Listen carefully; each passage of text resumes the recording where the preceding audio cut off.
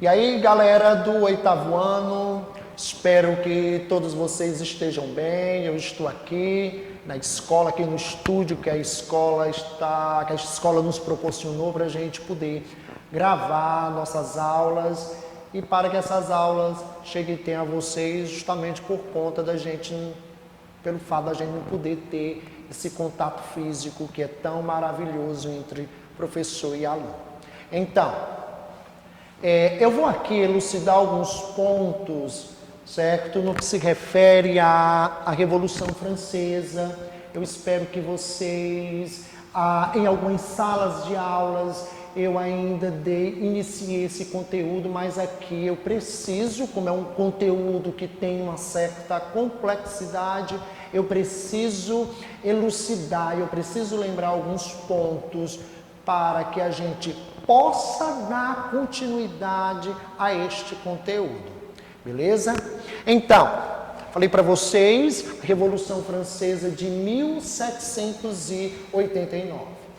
Mas o principal, o que eu quero de vocês é o seguinte, certo? E isso eu vou enfatizar bastante para vocês. O que nós precisamos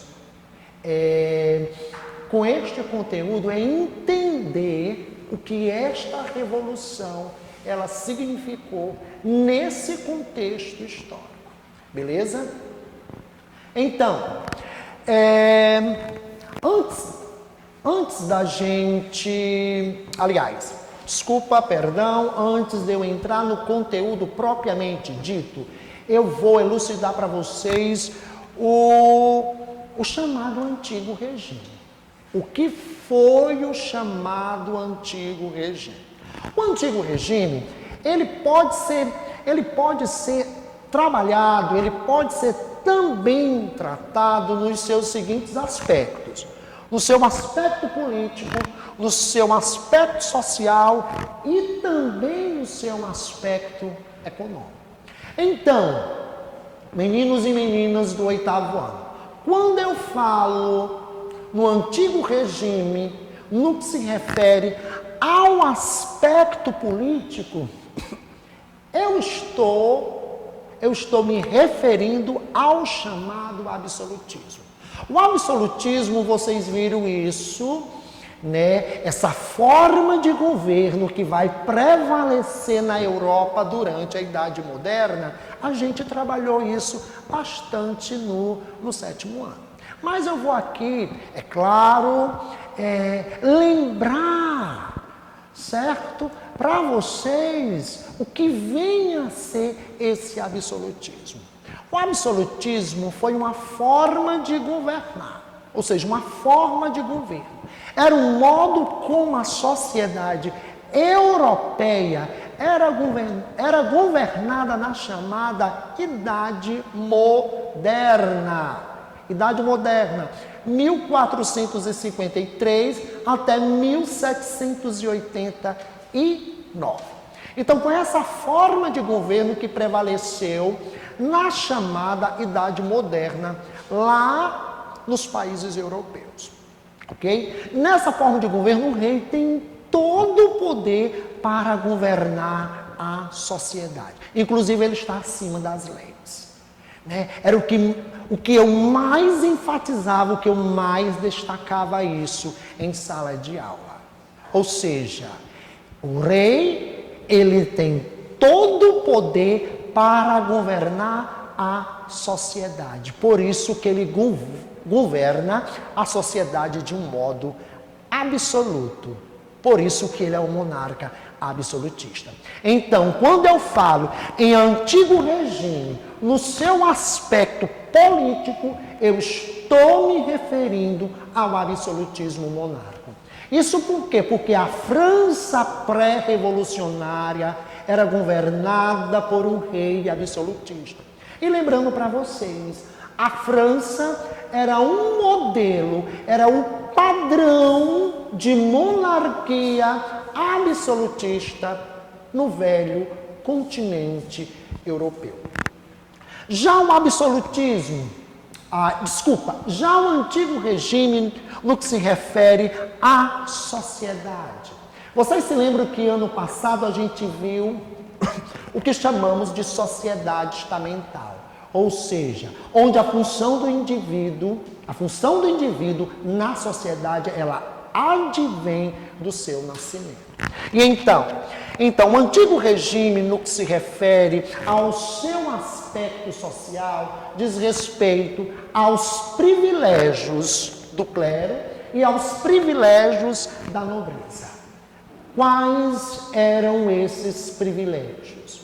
Nobreza e clero. Primeiro privilégio, nobreza e clero não trabalhavam. Era um dos privilégios que a nobreza e o clero tinha na época do antigo regime. Segundo privilégio, não pagavam impostos. Terceiro privilégio, tinham leis e tribunais especiais. A mesma lei que julgava um camponês não era a mesma que julgava um nobre, porque o nobre, por exemplo, um nobre, ele pertencia, como já estou falando aqui, ele pertencia a uma outra classe social, a uma classe social privilegiada.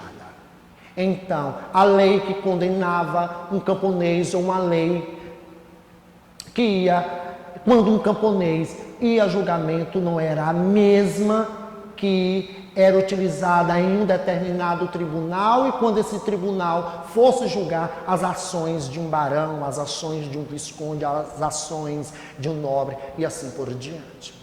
Então, o antigo regime, no que se refere ao aspecto social, se refere aos privilégios do clero e da nobreza. E o antigo regime também tem seus aspectos econômicos. Então, no que se refere ao aspecto econômico, o antigo regime se refere ao chamado mercantilismo. Também a gente viu isso muito ano passado. O que era este mercantilismo? Era um conjunto de ideias e práticas econômicas que orientava as economias dos estados, dos países europeus, no contexto da chamada Era Moderna. Então, repetindo aqui de novo para vocês.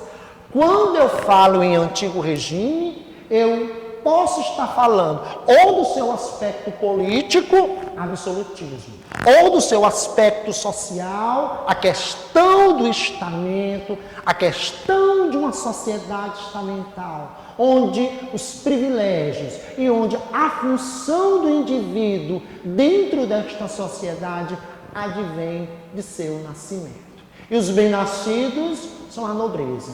E esta nobreza, e que grande parte do clero, principalmente do alto clero, vem justamente de onde? Da nobreza. E eles têm amplos privilégios nessa sociedade. Não pagavam impostos, não trabalhavam e tinham leis e tribunais especiais. Isso aqui refrisando um pouco para vocês. E no que se refere ao aspecto econômico, mercantilismo. Então, quando eu falo de antigo regime, eu posso estar falando nesses três aspectos. Beleza? Vamos lá. Agora a gente vai ter que falar um pouco da França pré-revolucionária. Ou seja, a França anterior a 1789. Beleza? Então, a França pré-revolucionária, no que se refere ao seu aspecto social. A sociedade francesa. A sociedade francesa, ela era rigidamente estratificada. Ou seja, ela era rigidamente dividida em 3 grupos sociais. Que esses grupos sociais a gente chama de Estado. Havia o chamado primeiro Estado. O primeiro Estado, quem fazia parte do primeiro Estado era o clero católico. O segundo Estado, quem fazia parte do segundo Estado era toda a nobreza francesa. E havia o chamado terceiro Estado, que era formado por milhões de franceses, principalmente da classe agricultora do país. Porque nesse contexto histórico, a principal atividade econômica da França ainda era a agricultura. E grande parte de sua população residia no campo. Grande parte de sua população era formada por agricultores. Agricultores que ainda trabalhavam numa França, no final do século XVIII, em regime de servidão. Ou seja, a França, em pleno século XVIII, ainda havia na França características da época feudal. Então, primeiro estado, o clero, segundo estado, a nobreza, e o terceiro estado, camponeses, que eram milhões. Vamos ter também a burguesia, que é a classe social que vai atuar principalmente, vai atuar no comércio, vai atuar nos bancos e assim por diante. E essa burguesia, ela se dividia em a baixa burguesia, exemplo pequeno comerciante, a média burguesia, aquele comerciante um pouco mais rico, e nós tínhamos a alta burguesia, que era formada pelos comerciantes, pelos grandes comerciantes.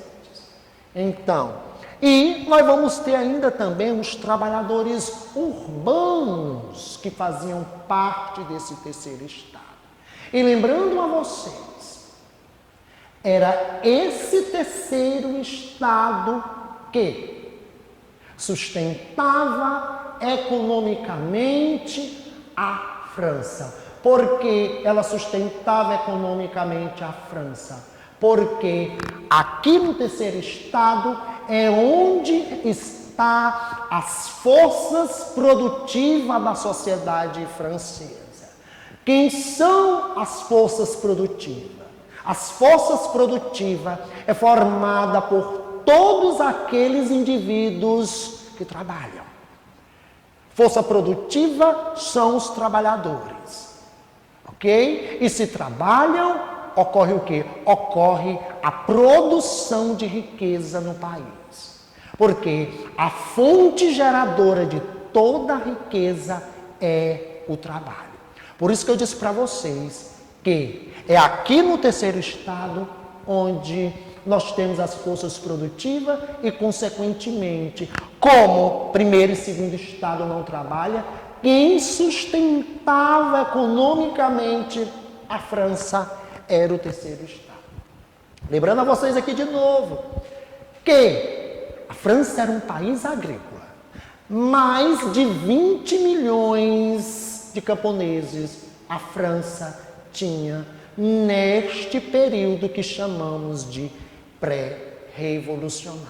E que muitos ainda estavam lá atrelados à terra de um barão, estavam atrelados à terra de um marquês, à terra de um visconde, ou seja, ainda trabalhavam em um regime de trabalho semelhante, bastante parecido com a servidão. Ok? Então é isso, pessoal. Eu vou ficar por aqui no que se refere à França pré-revolucionária. O que é que eu peço a vocês? Eu peço que vocês façam a lida de todo esse capítulo, temática Revolução Francesa. Nas próximas aulas eu vou dar continuidade a este capítulo. Esse capítulo ele vai ser dividido em 3 momentos. Esse primeiro momento foi a França pré-revolucionária. O segundo momento nós já vamos entrar na Revolução propriamente dita. E o terceiro momento será a chamada Era Napoleônica. Bastante interessante, é um assunto muito interessante. Espero que vocês gostem da minha aula, ok? Vamos ficar em casa. Muito obrigado e um abração virtual aí a todos vocês. Tchau, tchau.